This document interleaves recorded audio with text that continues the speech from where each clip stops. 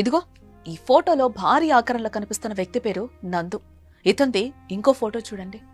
ఇతడు కూడా మీరు ముందు చూసిన నందుయే. ఆశ్చర్యం వేస్తుంది కదా, ఎలా ఉన్నవాడు ఎలా అయిపోయాడేంటి అనుకుంటున్నారా? చూస్తుంటేనే అయ్యో అనిపించక మానదు. దీనికి కారణం వారుదైన వ్యాధి. కర్నూలు టౌన్ కి చెందిన నందు పేదరికంలో పుట్టాడు. చదువు పూర్తయ్యాక కుటుంబానికి అండగా ఉండాలనే లక్ష్యంతో ఉద్యోగంలో చేరాడు. చెన్నైలో వివిధ కంపెనీలో జాబ్ చేశాడు. తన టాలెంట్ తో స్టోర్ మేనేజర్ నుంచి పలు హోదాల్లో పనిచేశాడు. ఎక్కడ పనిచేసినా మంచి పేరే సంపాదించుకున్నాడు. వచ్చిన జీతంతో కుటుంబాన్ని సంతోషంగా చూసుకుంటూ ముందుకు సాగాడు. తండ్రి చనిపోవడంతో తల్లితో కలిసి చెన్నైలో ఉంటున్నాడు. కొన్ని రోజులు పెళ్లి చేసుకోవాలని ఉందని ఆశపడ్డాడు. కానీ విధివంచనకు గురయ్యాడు. 2019 తర్వాత నందు జీవితంలో గడ్డు రోజులొచ్చాయి. ఊహించని వ్యాధి మీద పడింది. ఆ వ్యాధి పేరు IBS with alternating constipation and diarrhoea. ఏది తిన్నా కూడా విరేచనం కావాల్సిందే. ఇలా రోజుకి 12 నుంచి 10.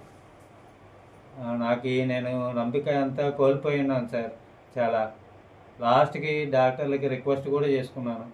సార్ నా వల్ల ఇంకా నేను కుదరలేదు సార్, కుదరడం లేదు.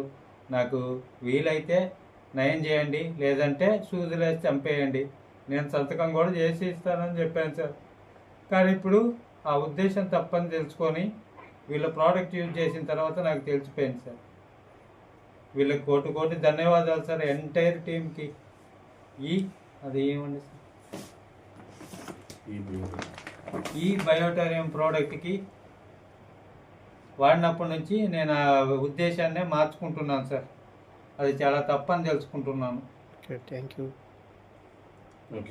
మీ ఎంటైర్ టీమ్కి ధన్యవాదాలు సార్, కోటి ధన్యవాదాలు. Thank you.